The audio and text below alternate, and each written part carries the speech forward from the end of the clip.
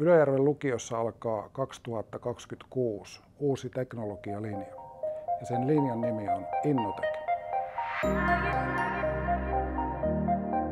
Tämä linja on ainutlaatuinen mahdollisuus innostua teknologiasta jo lukioaikana. Pääset tutustumaan ohjelmointiin, robotiikkaan, VR-maailmaan, koneenäköoppimiseen, 3D-mallintamiseen ja tekoälyyn.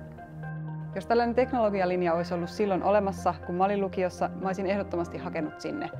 Siellä olisi päässyt käytännössä tutustumaan semmoisiin aiheisiin, mitä mä nyt opiskelen yliopistossa.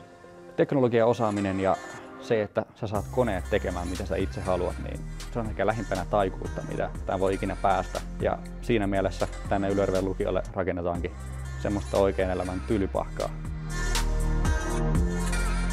Jos olisin päässyt silloin omana lukioaikana jo tämmöiselle linjalle, niin voisin olla tällä alalla jo paljon pidemmällä.